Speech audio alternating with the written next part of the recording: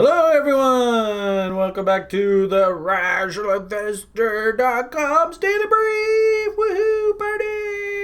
It is, we'll just wait for YouTube to kick in here. Hopefully, the RationalInvestor. Alright, so that's good to see. I remembered how to click the OBS buttons, so that's awesome. A little bit past the top of the hour, but looks like we got awesome 1 hour of action-packed baby powder ahead of us. It is Thursday. Thursdays is the baby powder report. Super stoked. We got Julian Powdering right now. I'll be ready soon. Hey, there he is. You want to say hello to these good people? No, let me finish powdering first. I'll be back in 5 All minutes. right. Anyway, happy Thursday, everybody. And as you can hear, Julian's on the call, and he's getting all his ducks lined up. And if I understand correctly, he's got a newer, faster, slicker computer that's not going to blow our ears out. So super stoked to have the baby powder report here this morning. As well, we've got the Duke of Albuquerque driving the bus, making sure we're on schedule and on time. How you doing this morning, Kevin? Doing great. Awesome. Doing great. Kevin was so excited to get up trading this morning. I think he said he got up at like 4 o'clock ready to rock this market, right? Yeah, I was up really early today. Moi aussi, I had crazy sleep last night, but anyway. The Australians were still talking in the chat room. I'm like, holy shit, I'm still up. I'm up. They're still up. Well, if anything, I reached out to Johnny Salmon, and if you watch this later on, John, they were working away on doing like a down under report, which I think would be so cool for the Daily Brief, just their perspective. So, John, I sent a message in the Australian room just to keep me updated with how that's going. And once they sort of get everything all polished, we can add that to the Daily Brief content. So we'll be looking forward to that. So thank you for reminding me on that there, Kevin. As well, too, big shout out to Mike C. I won't say his last name, but we'll just leave it at that. He told me this morning that he went over, where the hell's his logo? And I never can find these darn people when I want it, because the list of the site people is so big. There he is. Mike announced to me today that he has been funded at Top Step Trader. So big congratulations to Mike. Very proud of the hard work that he's put in. And it just goes to show, if you build your plan and you dedicate yourself and you find a setup that works for you, anything is possible in this world. So congratulations again, Mike. I was really, really pleased to see that, and a big hearty, pat on the back from everybody here at TRI. Way to go, man. All right, so just quick overview of what's going on in the world. Today was ECB day, and let's see, here's my econs. And I thought it was fascinating, is this actually a news event now? ECB interest rate decision. Previous was 0. Consensus is 0. Forecast is 0, and it comes in at 0. I mean, is that really a news event now? But as well as the interest rate decision and that sort of tongue-in-cheek, there was a lot of sort of further talk of quantitative easing and all that out of Europe. Of course, we've got, yes, thank you, Jamie. Thank you for reminding me. We've got new quantitative easing coming out of the central bank in Europe. We've talked lots about the situation in Germany, and it being sort of the economic engine of Europe. Not a big surprise that the central bankers are kind of crapping their pants there right now a bit. And as well, we've got, and is that our UK Jamie? All I see is just Jamie. There he is. I don't know whether that's our UK Jamie chiming in there, but we've got lots of fun going on with Brexit right now, all that uncertainty. If anything, this should be a really, really good lesson for everybody of how uncertainty within, things like political borders and economic trade deals and all that it just leads businesses who might have been thinking about, doing new contracts and new business in certain areas, where they're just going to be like, you know what, maybe we'll just hold off. And then it starts to, create like a spiral effect, almost think of like a whirlpool. And if it starts getting too much inertia, it's actually extremely hard to stop. So Europe could be in for a bit of a challenge here over the next few years. There's no doubt about that. And further validation, basically from the data, there just is no interest being paid on European bonds right now. I don't know whether German bonds have gone back into negative yields, but I do know there was lots of talk of that recently. And I would just make the argument that probably Europe's going to be having a bit of a tough slog here for the next while. Excellent anecdote too for all the traders in the community about how when we're around these big fundamental event windows, it's probably best just to leave things alone. And there's no bigger sort of fundamental event window in the currency land than these central bank meetings and decisions about interest rates. And I think the euro here today is absolute perfect analogy of that. Just absolute insane price action here, where it almost felt to me, especially if we look at like lower time frames, it really felt to me like they were just cleaning out the market both directions. Clean out, anybody who took longs was feeling pretty good up in here and had their stop below here. They just went, get the fuck out. See you later. And then just instantly crank it right back up. So all these people that were short, get the fuck out. Thank you very much. Come again. I am short. Ryan, are you sharing your screen? Yeah. Oh, I see it. Okay, now I see it. I think you got to click on my little icon here, Colleen. And yeah. I do see on YouTube it is showing that. Yeah, so, I wasn't seeing it either. But now I see it. I wasn't seeing it either, but now I see it. And it's funny you're talking about Euro futures. The exact same thing happened with gold. I've never seen it move like that. It literally, I watched it go from like 1500 all the way up to 1525 almost in the span of like 10 minutes, and then back down again. Yep, no doubt.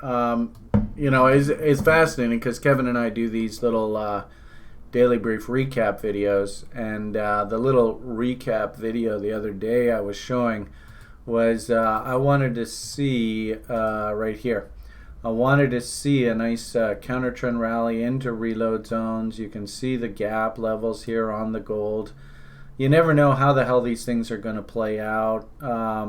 This is the GLD ETF, so obviously it's going to be riddled with gaps. But I wouldn't be surprised if there was like a little trader's trade there. But I got in at the top right there. At the top of that wick, I got in and shorted.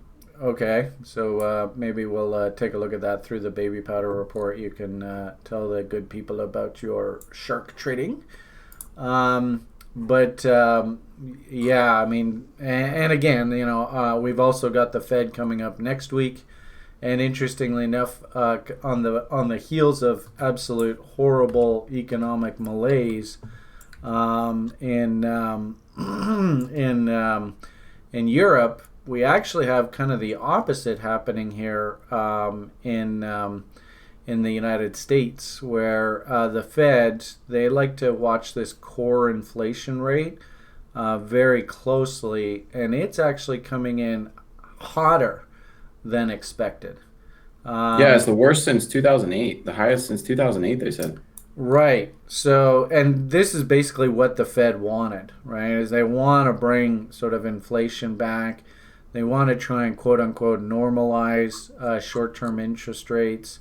It's kind of funny, tongue in cheek, Brian poking fun at our American brethren. But I actually put out a tweet this morning saying, I don't mean to be rude. Of course, me Canadian trying to be polite. But, Donald Trump comes out and is squawking about wanting interest rates in the States to go to zero. I really think this has everything to do with his sort of real estate cronies, and of course they are heavily indebted. A lot of real estate deals are, carry heavy mortgages. And he wants these lower rates, I think. If anything, seeing all this and seeing those hot inflation data numbers, maybe he's going to start shitting on China again. Who knows? I just simply said you got the stock market near all-time highs.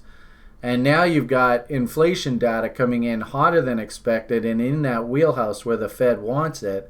How on earth can you justify taking U.S. interest rates down? I don't see it. So I'm a little confused by that. And what I also noticed too, we talked about, yield curve inversion at the end of the summer, and I wonder whether this might have been a little bit of a seasonal trap. We talk about risk on, risk off.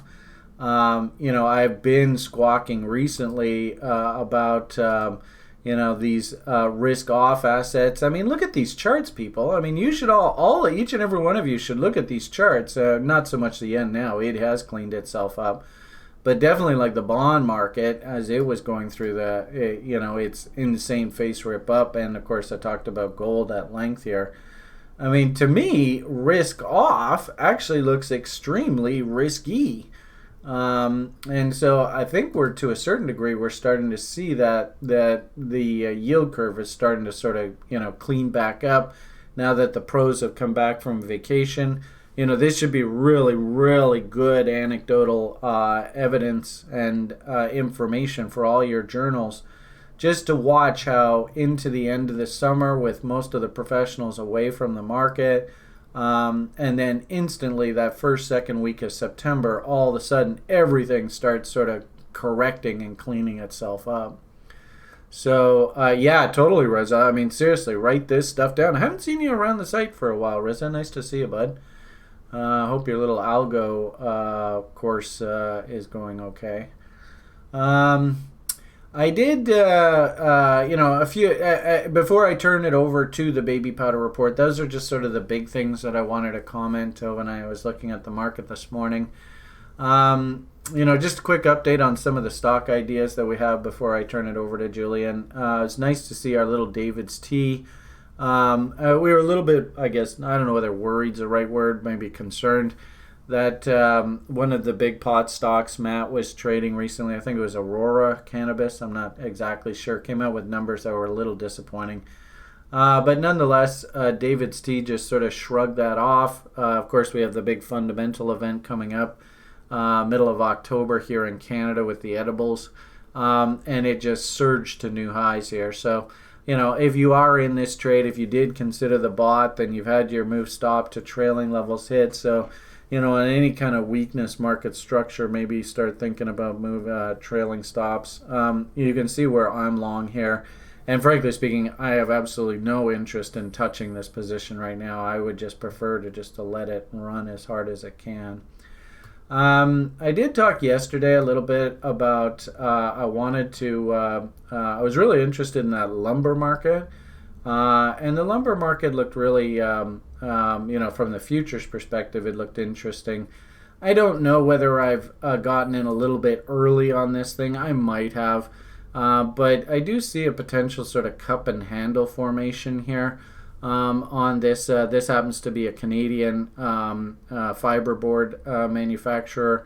If the housing market's relatively good, these guys should do well, that kind of market. I went and just picked up, about $1,000 for my RSP. They're paying a nice 5% dividend. I'm more than comfortable just to sit in this trade. And actually what I really like about this is you can see on the weekly charts, there is those weekly W's. We wanted to see trade through 32.95. We actually traded the other week up to 33 1/4. So I've got my double bottom working, and internals don't look bad. I mean, they look relatively respectable.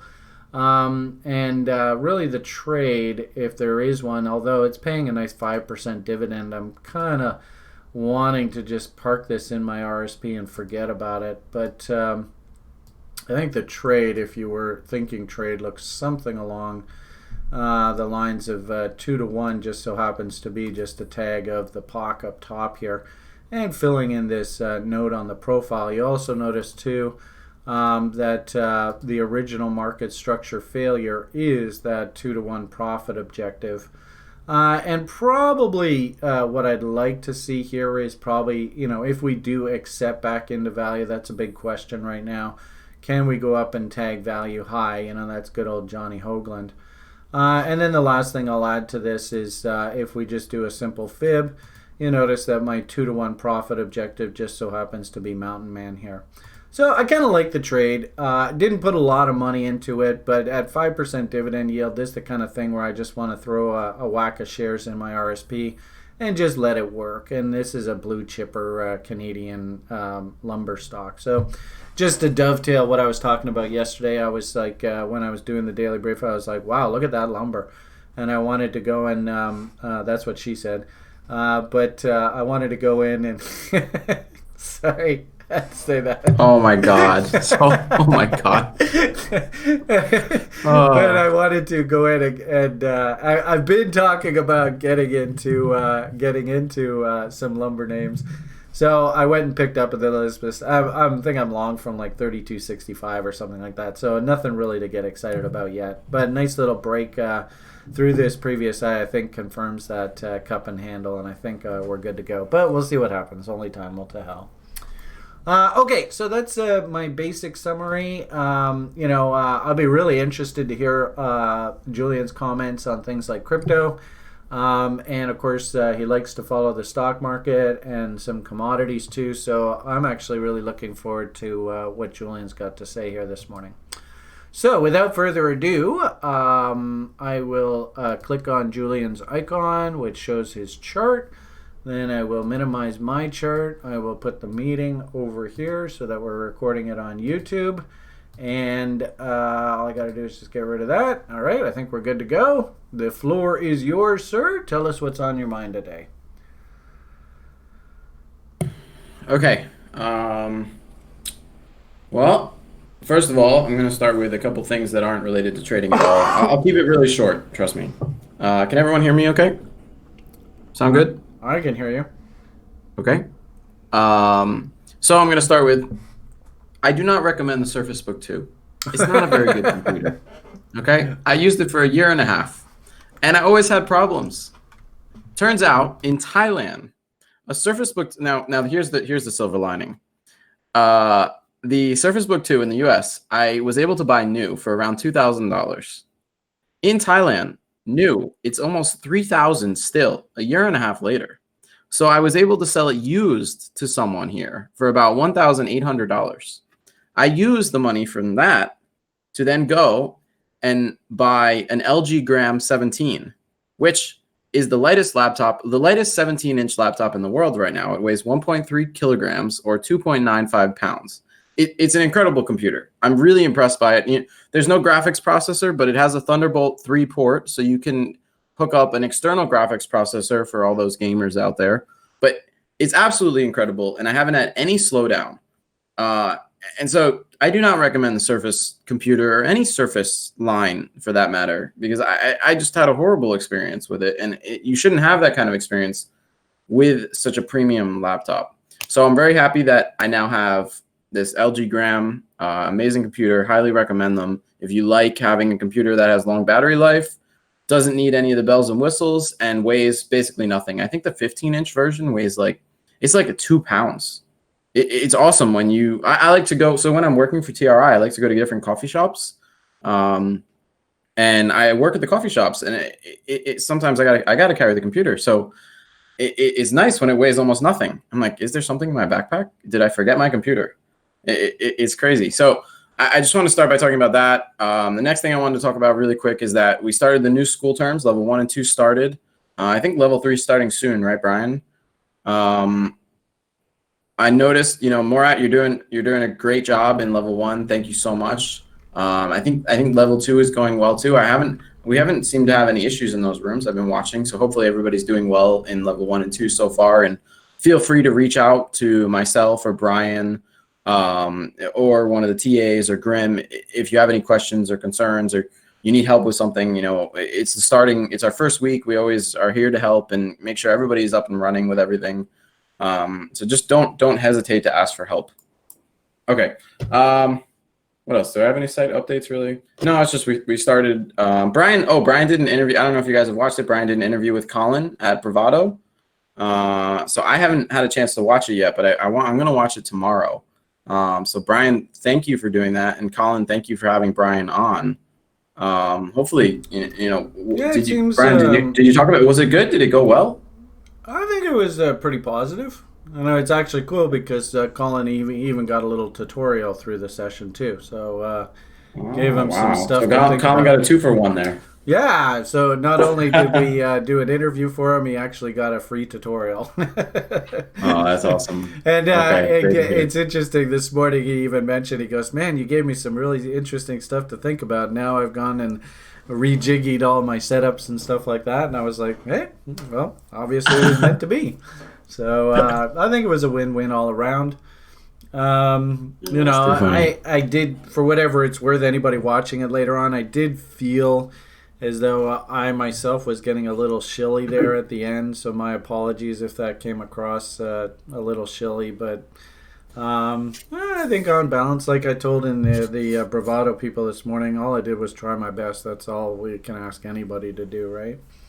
So try your best. Oh, yeah. That's all you can do. You showed up and you did it, and that's all that you really needed to do. So I appreciate you doing that, and I look forward to seeing it. Okay, I only wanted to spend 5 minutes on all that. So let's get into what everybody else wants to really talk about. So everybody knows my routine. I start with the S&P on the daily chart. So here's the cool thing. Look at what happened here. I want to point this out. So we've got this RSI. Let's get rid of this red line. This is an ugly red line. We've got this RSI downtrend here, and we finally broke out. Here's the breakout. Here's like confirmation around here, and here would have been my entry level right here, 290. Unfortunately, I was so focused on the gold market, I forgot to set. I hate when I do this. I forgot to set an alert on this that I want to take this trade. And I think actually last week I did look at this and I talked about it, but I wanted to wait to see what was happening here a little bit more. But you can see if you took after the breakout, if you took it right here, you would have gotten in at a great level and rode it all the way up to 300. Or you could have waited till we went above the blue line. Sometimes I do like to see it above the blue line. It does add a sense of security. And you can see how it really this day it really went up and down a lot. Like this bar, you would have had to wait for this day to close to get confirmation, and then you could go long here, where you're already at 299, which is why I sometimes feel like I have to take the risk and take these trades down here, because when you're all the way up here already, it's not going to go. I mean, it went a little bit higher, but you're already at like all-time highs. So then, boom. Okay, what do you do now? I mean, I'm not going to take a trade up here. So I just wanted to point out on the daily chart, like what happens when the RSI breaks out and how quickly price seems to move, and how sometimes you can't wait for that confirmation above the blue VIP line, even if it's the much safer thing to do. So I also want to point out we're on a 9 on the TD mark. So it would make sense. It's crazy how all this lines up, like all-time highs, 9 on TD mark, which symbolizes a pause. And again, if you don't know about the Tom DeMark indicator, we have it in the library. Just go to the library and look at tutorials, and it's in there. It indicates there should be a pause in the market. I don't see any pause on the daily for the RSI, but it's not really an indicator of how strong of a push we're getting. I mean, if it's more vertical, it is, but it's kind of like it's kind of normal rise up. It'll be really interesting to see where the heaviest put open interest is here, because I got a sneaky okay, so yeah, so look at this. It's 300, of course. So you got 302 and 300. Wait a second. Yeah, calls. So heaviest put is 292. So I wouldn't even worry about the puts. I would look at this 300 number. And for me, I'm even thinking about it myself. Do I want to take an option trade going in tomorrow, saying like I expect it to be around 300? And that's why, in a second I'm going to look at the 1 hour chart, and we'll talk about the 1 hour and maybe even the 15-minute and what I expect going into tomorrow. But for the daily, I expect a pause and then a pullback. I'm thinking a pullback around the 300 area, but we'll look at the 1 hour, and then we'll see what happens. I mean, it could be a pullback and then a move to all-time highs. I mean, it's a very plausible scenario. Usually after we hit a 9, well, it doesn't always work. Like, look here, we hit a 9, and then we sat there for one day, and then boom, we took off. And then we retraced back to that 9 level, and then we went higher. So that can very well happen. I mean, we can do the same kind of thing. Sit here tomorrow, we'll come back to 300, and then the next day, boom, go to all-time highs. I mean, it's plausible. You should. I mean, I love.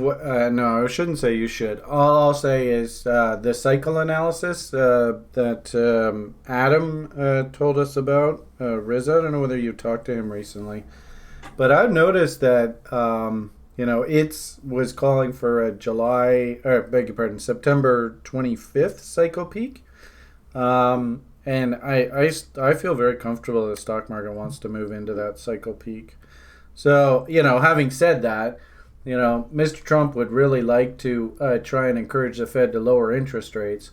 I don't think that's going to happen now with the inflation. Well, but this is my point, is Fed meets next week. Maybe we might get a surprise tweet, considering you've got a 9 there anyway.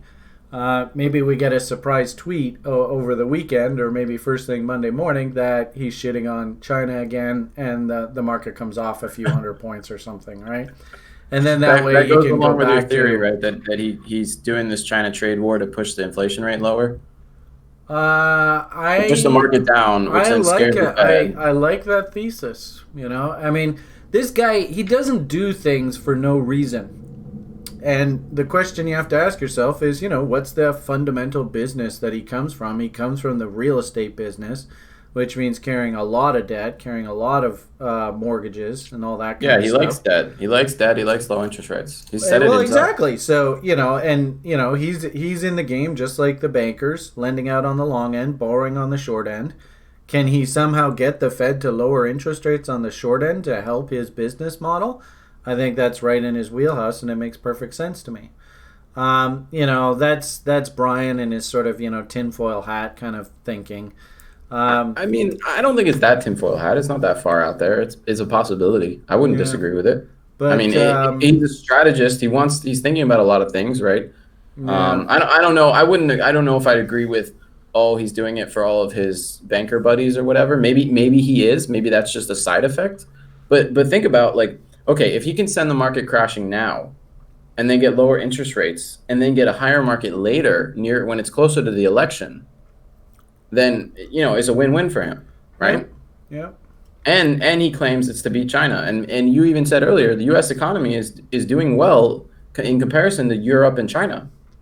Oh, yeah. I mean, the North American market is winning. Yeah. So anyway, I guess just what I like the idea that over the next couple weeks we get sort of a rolling top in the market here. I wouldn't be surprised if the market actually breaks on the fact that the Fed doesn't lower interest rates. But a good couple weeks. I mean, when I say break, I mean like you see your previous cycles, like those kind of moves.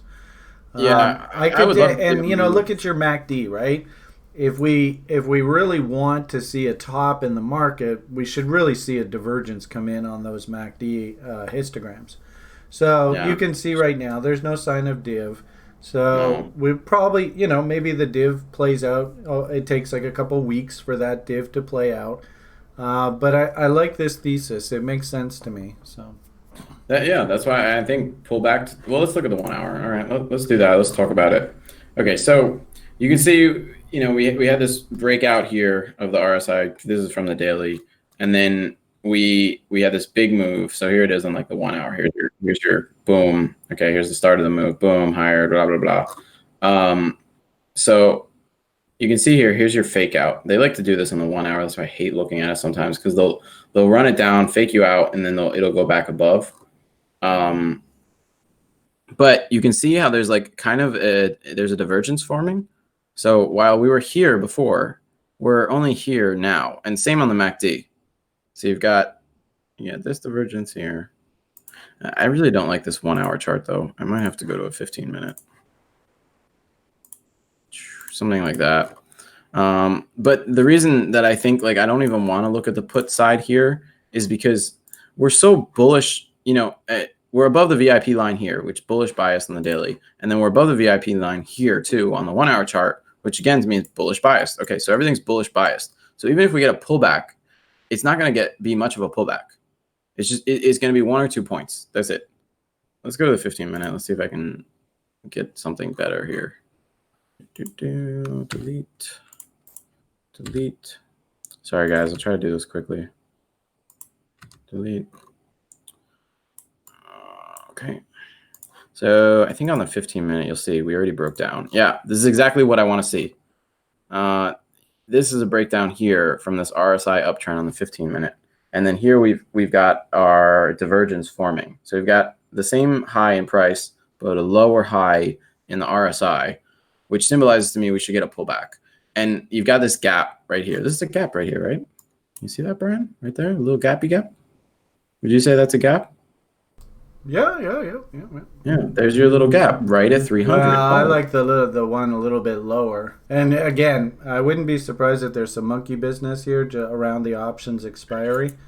But yeah, I fully expect it. I like your Keltner channels sort of working their way up there, and that gap there looks like it's around 299 or so on your chart.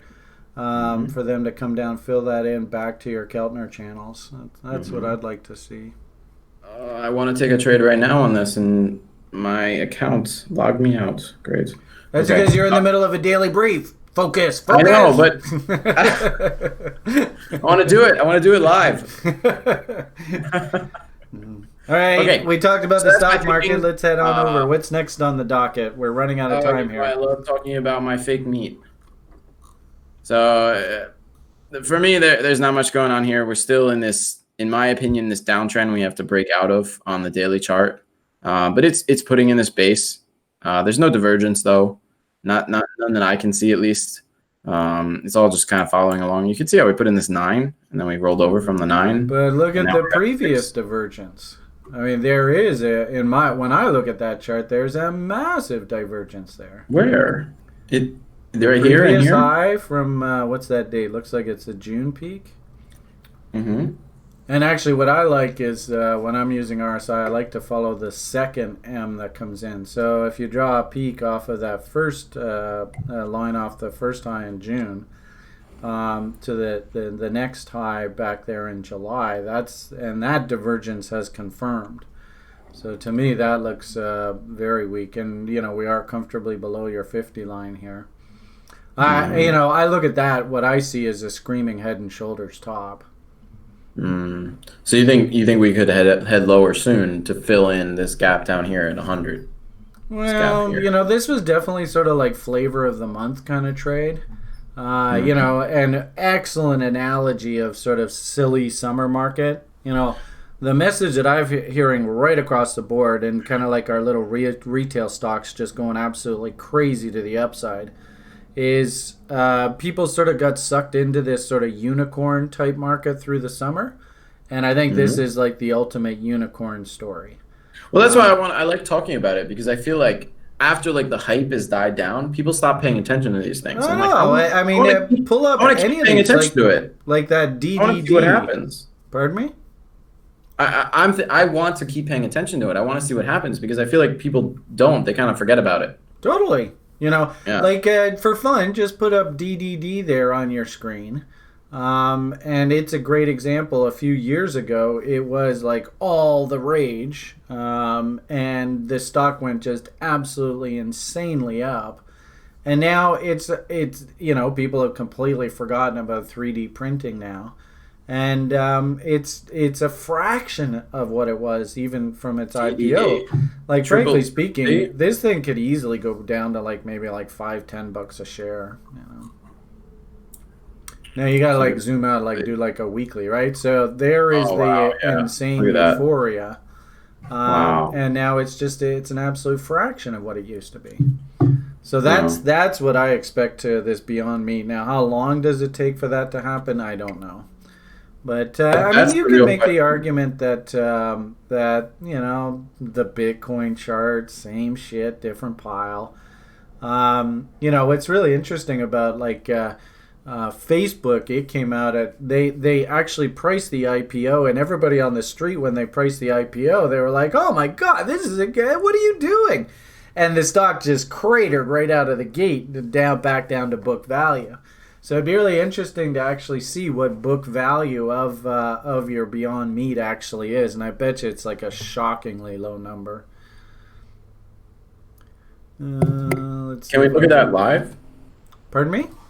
Can we look at that live, or is it going to take a while? BYND. I'm not an expert at looking at book value of companies. Oh yeah, holy fuck. Excuse my French. I am recording this on YouTube, but I'm not doing it in the Hangout. Let's see, how can I do this in the Hangout? Wait, yeah, I don't see you guys in the Hangout, but can you see my screen here? I don't know. Yes. All right, cool. So look at the book value for this Beyond Meat. It's $8.49 a share, and it's $153 a share. Oh my goodness, this has got train wreck written all over it. Where does it say that book value? Right here, book per share, $8.49. Oh my god! You know, it's only trading 17.88 times book. 57 times sales. Look at this forward PE, 538 times earnings. I mean, this is a joke. But that's what makes a market, right? So when are we going to start hunting shorts? Well, like I said, pull that chart back up, and I think I could see a head and shoulders forming here. There's your weekly. Yeah. Anyway, so the point of the matter here is, I certainly hope nobody at TRI chased this thing. And Colleen gave us the official word. She tried some of this and she went, it's there. I don't know whether you're in the call here today, Colleen, but yeah, you are. Would you purposefully go back and buy? That was just the mince beef. Okay. Would you go like, are you left with the feeling like, oh my god, I gotta go back and I gotta get more of this stuff, it was so good, right? And her answer here is no. So I think this is classic typical summer market, unicorn. I think it was a novelty, so I think that a lot of people wanted to just try it and just see what it was like, but the response I'm hearing is, it's there. It tastes like cardboard. Big deal. yeah, that's kind of what it. And the funny thing is the next fad's gonna be we're gonna be eating like processed insects to get our protein now. But anyway, that's it. But this might be an interesting, considering the book value of the stock, right? This might be an interesting one.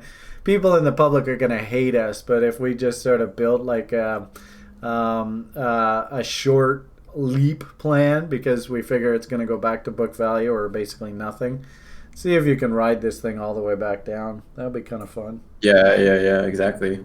Okay, I'll look into it and talk about it on the next Daily Brief. I don't want to take up too much time. We gotta run through this quick because we only got 20 minutes left now. Go.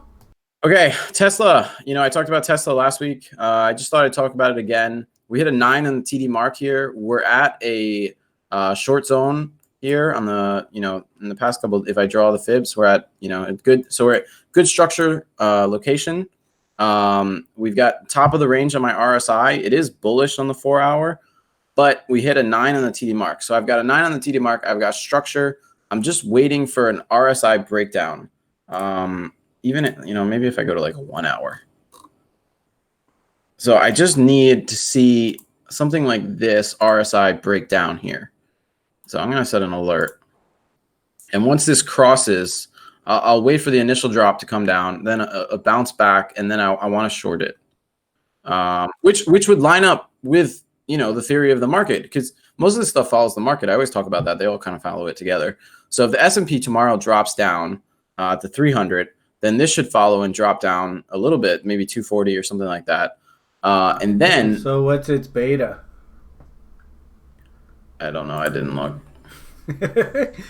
Brian's being a pain in the ass this morning. What, you're talking about for the option market? No, it's beta. What's its rate of change of the stock relative to the stock market? So if we go TSLA, right now its beta is 0.52. So for every 1 point movement in the S&Ps, you should see a $0.50 move in this guy. Oh, okay. So see, I learned something new. I didn't even know you could do that. Yeah, there you go. Merry Christmas. Okay. I think we cover that in the level 1 course when we talk about portfolio managers using maybe someone needs to take the level 1 again then. Options to hedge their portfolios. We don't really go into too much detail about calculating betas. We just, in the level 1, we kind of say, we're going to assume in this model that the beta is 1.0, but this would be more advanced portfolio management where you have to calculate the beta of your portfolio, and then that tells you how many options you have to buy, what multiple of options. So. But anyway, the point that I'm trying to make here is at any given point in time, you should be able to pull up your stock and actually get a gauge for if the stock market moves this much, like S&Ps or something like that, then how much should my stock move? So. And also, too, I noticed, I don't know, do you follow that NIO? I noticed it was coming off a chunk here as well. I don't even know what that is. It's sort of like the Chinese Tesla. So, I haven't been following it. Like Tesla just recently went to China and inked a deal with them. And so my question for those guys is China trying to do to Tesla exactly the same thing that, like Huawei did to, companies like Apple and stuff like that? Chinese, they'll let you in the door, but the agreement is you have to tell them everything about your technology. Then they, quote unquote, liberate the technology. I think Elon Musk went and made some special deal with the government. I think he's doing something with them. Yeah, and it maybe Musk said, sure, fine, you can have this technology. I don't care. Let me sell cars in your market. Yeah. But anyway, actually, it was interesting on our TRI SOF meeting. We had a little used car dealer out of China, and I was like, invest in Chinese stocks right now? No, thank you.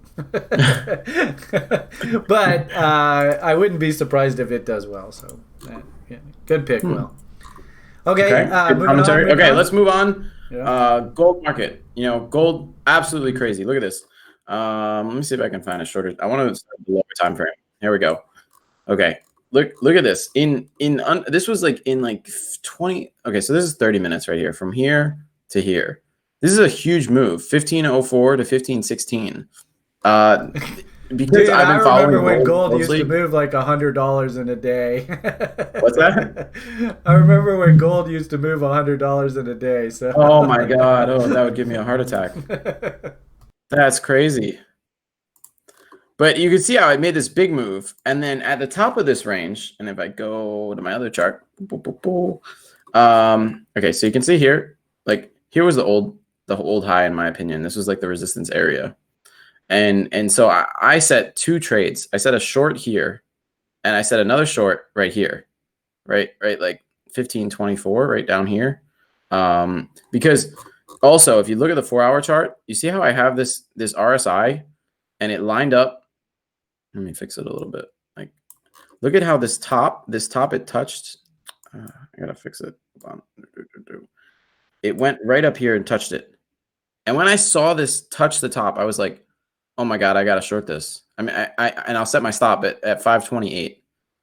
And I shorted it right up here. And so this is amazing what's happening with this drop.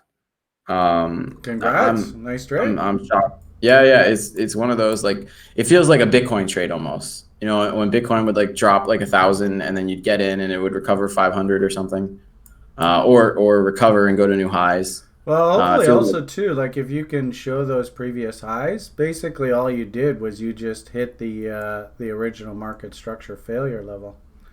So as excellent trade location. Yeah, it's a great level. I mean, you can see how many times prices come to this level going back, all the way back to the beginning of August almost. Yeah. It's just like boom, boom, boom, boom. And I love how it just rallied right into your Keltner channels and just stopped right on a dime. Yep. And the RSI touched right at the top of this RSI. That was my big trigger for me. It was like, oh my God, it's touching my RSI at the top on a 4-hour. This has been a great way for me to take like these reversal trades, where it's kind of scary to take them sometimes. But I just set my stop above the highs, and then I look at what happens with the RSI. I'm like, okay, it's right at the top of, and it only works on like higher time frames. You got to watch daily or 4-hour. Anything lower, it's kind of risky. It's like really risky. So it worked out well. I just wanted to talk about it. So now that we're touching your bottom trend line, do you have to exit here? Are you thinking about going long? Well, yeah. So it hasn't touched it yet, but I am having a bit of a dilemma here because so on the daily, I was confident taking it also because technically on my daily chart here, we broke down. Gold broke down. Wow, look at that divergence. And it's a really big bear in my opinion. Yeah. I don't know whether you watch the daily brief recaps and all this stuff, but I've been warning people about gold for a while now. We talk about it every week. Yeah. This looks just ridiculously risky. Yeah, so that's why I don't want to go long here. And in my opinion, the only trade on gold at this point is short. So I'm just trying to add to my short positions. So now I'm in a short position from 1520. Yeah. I'll just hold it until I'm looking for a move down to the 1440, 1430 area. Do you like the idea of maybe taking a little bit of profit? I have my first profit target at around 1460. That's the area I'm targeting. I love the idea of just, paying yourself a little bit here and then just move your stop to scratch on whatever you leave on the books and just see if you can just ride this son of a bitch for the next month or two. Yeah. I think it is going to be a bear market for the next 2 months or so. I think historically gold is in a bear in these months, right? Yeah, well, wicks and tails like to be eaten. You can see the range that they've developed here. So, just be cognizant of that. But good job. Yeah. Nicely done. Yeah. Okay, so that's my opinion on gold. I think it's a bear in the longer term. Short term, it's kind of in a range. This is our range. I don't know why the RSI, I had that nicely drawn RSI and it didn't. It's kind of annoying that it didn't stay the way it was supposed to. Just like this is my range here for gold. So we've got to break out one way or the other by the 16th. I can only go that long in this channel here. And then it'll break to one side or the other. I'm sure if I had Bollinger Bands, you'd see them coiling too. So that's gold. Thai baht, here's US dollar versus Thai baht. So US dollar I'm guessing it went to new lows because the lower this goes, the weaker the US dollar is versus the Thai baht. The Thai baht just keeps getting stronger. It's kind of annoying to me because that means everything keeps getting more expensive. And, I just wanted to talk about this really quick because for anyone considering, and I know a lot of people, if you move to full time, it's a great thing. Did your audio just cut out there? I don't know whether it was just me. But, Hello? Yeah, Testing. I can hear you now. Okay. So the thing I want to talk about is if you transition to a full-time trader or you're running some kind of online business or something, so I moved to Thailand, right? And it was the best decision I could have ever made. I barely spend any money. I have more money I can use to put in my trading portfolio and my savings, things like that. But what I wanted to talk about is that, there's actually some site where they survey like 20 or 30,000 people a year on where they think the best place to live is. And Thailand, back in 2015, so only 4 years ago, was the 7th best place in the world. Now, and even last year, it was the 17th. Now this year, 25th. And I think a big part of that is because the exchange rate has gone to crap. Yeah, cost of living. It's gone. So it's gone really high and it's all expats they're serving. They're surveying, not like local Thai people. It's expats. And so the cost of living has really gone up here because not only have prices risen in the capital, in Bangkok, but on top in like Thai baht, they've risen. But on top of that, your money doesn't go as far because the exchange rate is it's crap. I mean, the Thai baht just keeps going up and up and up. It won't stop. And because now it's being seen as like some kind of like safety reserve currency here almost. So, they better do something to turn it around because it keeps getting. I'm shocked at this. Well, I might argue that the Thai people themselves are more than happy to see their currency stronger. They're not happy when they're running a business and people, and it's a tourism business, and the tourists stop showing up. Well, you got to remember who really owns the country, right? It's the landowners, right? So, I'm sure they're more than comfortable seeing a stronger bot because it means they can buy more true. stuff. But if you look at my charts here on the weekly, it should. I'm seeing like we could possibly get a breakout of my RSI downtrend and a turnaround here. Maybe. We'll see. Let's see how this develops over the next couple of weeks. That I just to me sounds like a little bit of bias. Yeah, maybe a little bit. Maybe no. Maybe draw your RSI trend line off of that last little W, right? I think that your RSI is broken down here. And that's an M that just came in here on your RSI. I wouldn't be looking for any bottoms here just yet. Let's not say that. Don't say that. So, I was in this with Bitcoin. I was in a short about a week or two ago, right? And I ignored the Hoag's 80% play because my bias, because I wanted the short to work, it like clouded my vision. So I think the same sort of thing's happening here, sir. No offense, but I think that's the same sort of thing.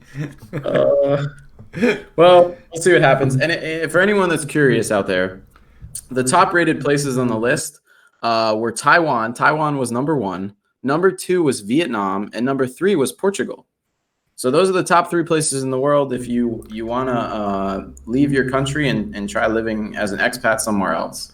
Yeah, I heard a lot of people talking really bullishly. You can get really cheap condos in like the Canary Islands right now, and I think that's part of Portugal. Is it? I'll have to look into it. Maybe I've got another 6 months here in Thailand, and then I think I'm gonna like. No, everybody's saying I'm wrong. That's Spain. Sorry. Oh, okay. Yeah, I do like the idea of Portugal.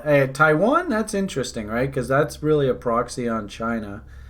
It's basically like you get like the cheapness of it. I have a friend that went to Taiwan for 2 weeks, and he said he's been to a lot of places, and he said it's like the perfect intersection of China and Japan. Like you get the inexpensiveness of China, but you get the cleanliness and the safety of Japan. Yep, that makes sense. Yep. It sounds like a great place. Oh, and it's free. It's like there's freedom, kind of. I mean, it's not China. Right, and China right now is pooping on Hong Kong, so the tension's sort of been diverted away from them. So yeah. And then of course, Raf. He went to Japan, Korea, and South Korea, Japan, and Taiwan. And his favorite place of anything was Taiwan. Well, sounds to me like you're going to be moving soon.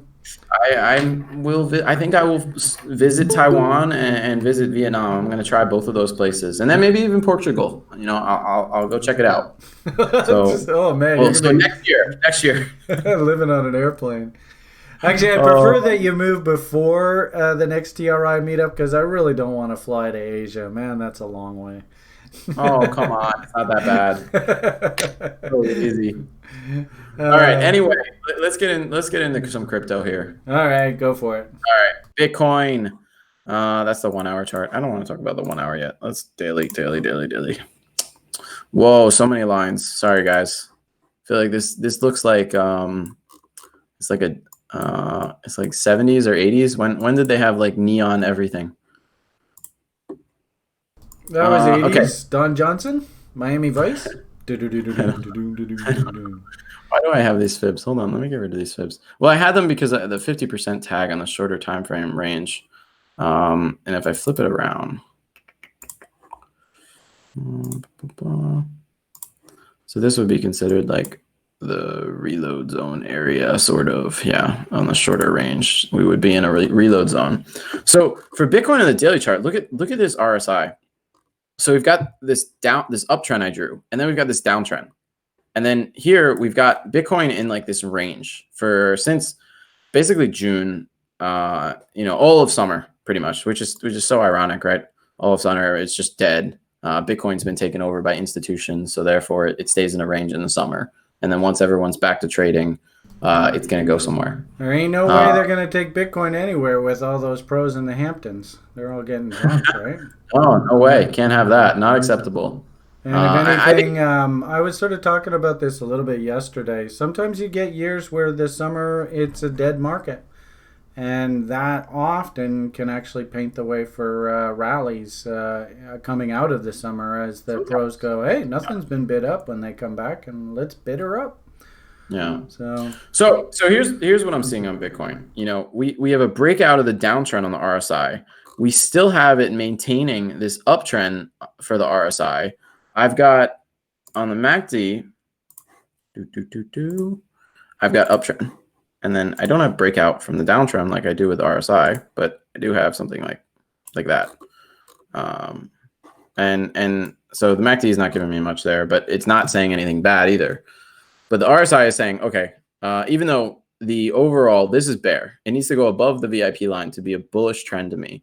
But I like that it's breaking out of the downtrend, but it's still above the uptrend line in the RSI. Hopefully that makes sense to you guys. I know that probably sounds a little bit confusing. But that's what I'm seeing. But then on top of that, if we look, I drew these two trend lines. So here's this trend line, and here's this trend line. Look at how we've been riding this whole time on this downtrend line, just riding it down, down, down, down, down. But now we're here. We're sitting at the middle of my daily Keltner channel. We've got our EMAs sitting all together. We're at a where is it? The box. Oh, we are at a reload zone from this range, this shorter range from that I drew from the beginning of August. Right here. That's the wrong color, but I will fix it. Correct color, green. Okay, we're in a reload zone. And we've got this other uptrend line support level here. And if we can just go 2 more days where we don't, you know, we either break out to new highs or we go down a little bit, but within 2 days, we're going to hit a 9 on the TD mark, which provides support. Basically, I consider it a support. And just another sign that, okay, Bitcoin's not going to drop and go to new lows anytime within the next week. So, well, I don't think they're going to let anything happen here until that backed event. What I'm worried about here, and you know, let's hope that it's not a buy the rumor, sell the news. I'd hate to get a breakout here ahead of that backed event, and it turns out that was a trap. But if we could just go nice and quietly, and your little studies all just continue to consolidate, and then the backed event hits, we might just break out here. It's looking like it to me. I mean, you know, these two trend lines are coming to a head on the 17th, and you've got my RSI kind of just sitting around here looking, you know, it's in bearish zone technically, but at the same time, because of the way the trend lines in the RSI have worked out, it's bullish too. So yeah, I don't have a trade yet, but I am going to say I'm bullish biased here. And I expect that we will, either we're going to get a fake out and we go lower, or we're going to new highs. Not new highs, but we're going higher. You know, we're going to break out. We're going to break hard either way, I think. Do you like the cute little fractal that's trying to come in here? You know, if we could get a little fractal signal above and close above your moving averages there, you know, I think we might have something to work with here. Yeah. Fingers crossed. Maybe we can take a look at the 1 hour chart really quick. And then I know we're at the top of the hour. Sorry, guys. Let's do it on Bitstamp here. 1 hour. So 1 hour. We got breakout. Boom, zoom, zoom. This will be the entry of the trade. And then we've just got this. So the 1 hour for me is bullish. It's definitely bullish for sure. Maybe the 4 hour, let's see. Yeah, even the 4 hours, we have this breakout here. It's looking bullish to me. So both of these are looking bullish. They're sitting at Keltner channel resistance and VIP level resistance. So I'm not sure on the 4 hour, but the 1 hour definitely looks bullish. We'll have to see what happens. Again, I don't have a trade, but that's kind of my feedback and what I'm seeing with my little indicators. Do you have any other comments on Bitcoin? If not, I'm just going to look at the altcoins really quick. But my feeling is it's probably... I think when I look at Litecoin, Ethereum, that EOS, Bitcoin, everything's coming to a head here. I think it's a little bit early for us to declare bull or to declare bear. But I do see everything is coming into some sort of apex here. So, look at the divergence in the MACD. Look at that.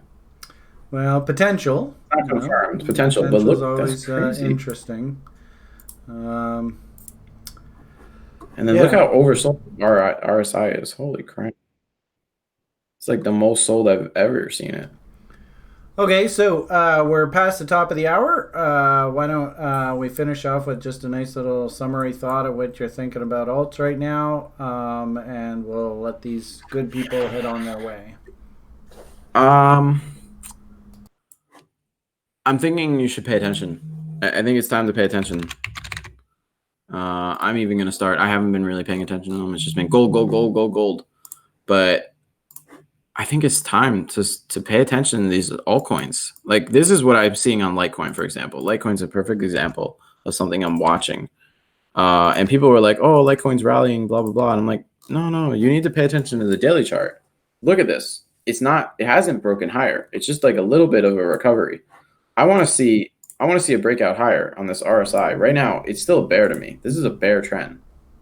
You know, we could go to new lows, wash people out, and then reverse. But sure.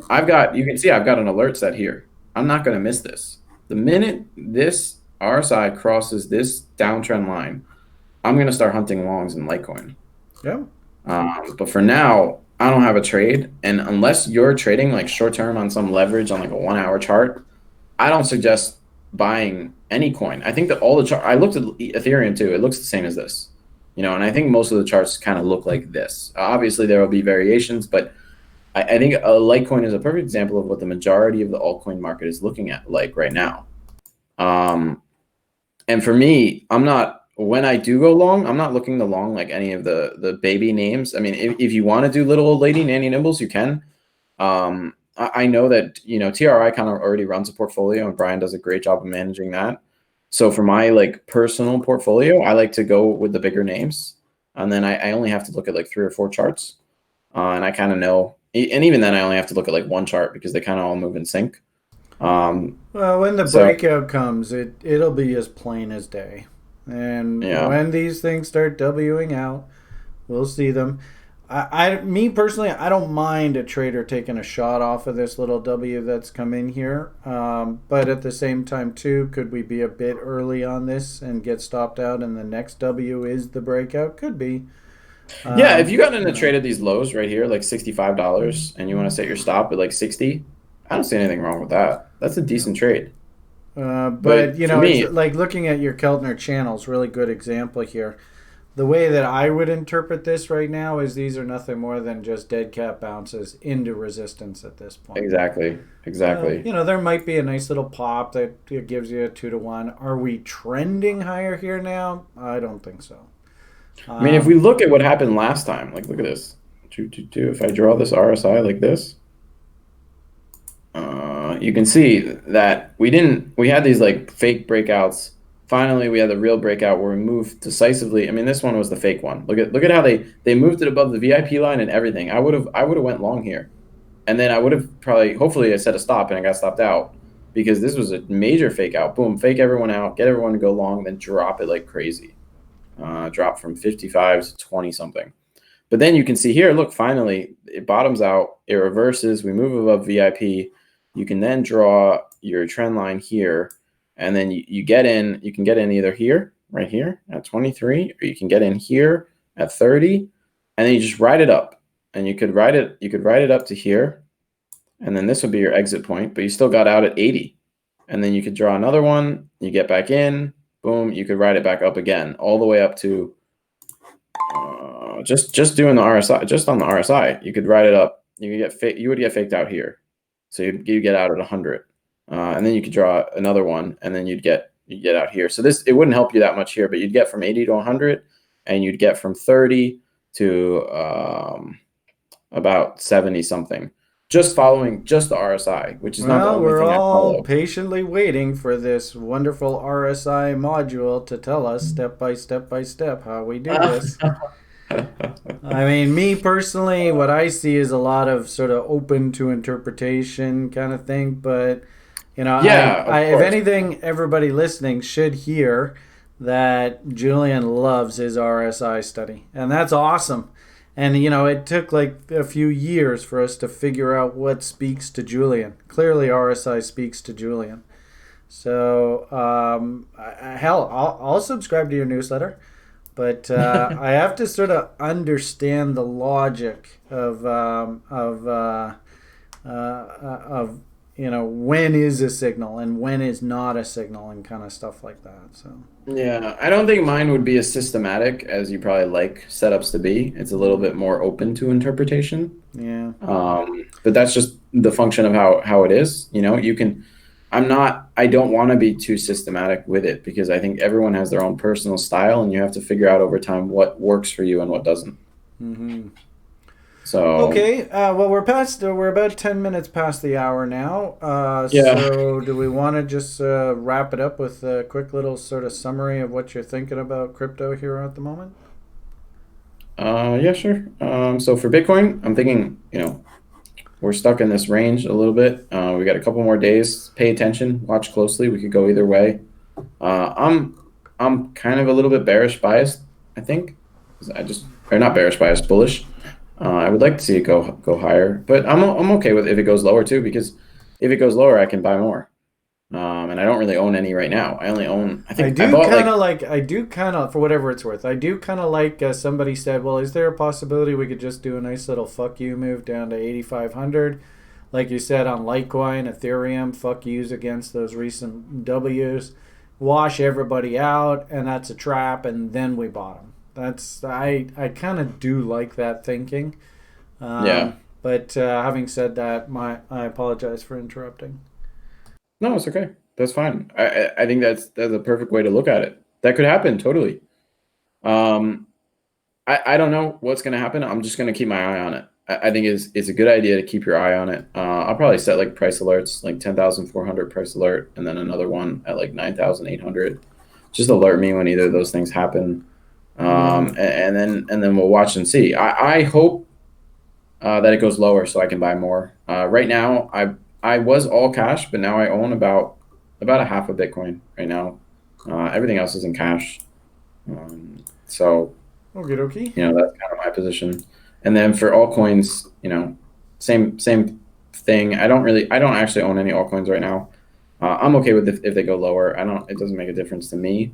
But I would keep your eye on it because I think we're coming to some kind of head here. If you've been asleep and you've been trading stocks and gold and those things, I would start paying attention to crypto again, because I think something's happening. All right, you've gotten the word from the Baby Powder Report. Thank you, sir. We're well past the top of the hour, so I think we probably should wrap it up for today. So I hope you've all enjoyed Julian's presentation. I think it's top-notch stuff. Thank you very much, sir. Kevin and I will head off and do our daily brief recap. Be in and out of the site to the rest of today. I do have Liam this afternoon, so if you do have any questions, just feel free to give me a shout. Just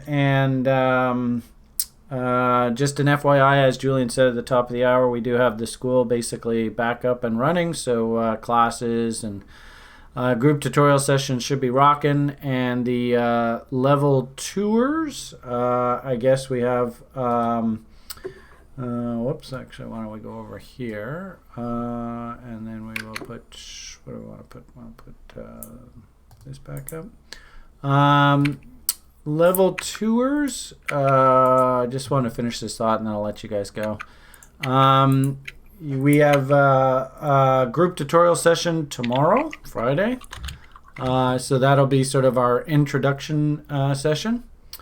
So that's the level 2. And I'm not quite sure if we have the Thinkific loaded yet here. No, not yet. So we're still sort of putting things together here for the term. And then level 3ers, your first class, again, introduction session on the 14th, so which is Saturday. So, but everyone, just so you know, everyone in level 2 should already have Thinkific added to their account, and they should see it when they log in. So okay. I think everyone sees it. It's just that link hasn't been fixed yet. Okay, all good. All right, guys. have yourselves a great rest of your day. We will see everybody back again for tomorrow's frivolity. Thank you again, Julian, for an excellent report. I like how we're getting a nice sort of cadence, a nice pace to all this now. And the only thing I suppose we have left to do here is check in with the Duke of Albuquerque. What did you think? A half decent job we did here today, sir? Yes, sir. Good job. All right. So we've got the Duke's approval. Have yourselves a great day, everybody. All the best. And the only thing left to say is I'll let Jillian do it now. Bye for now.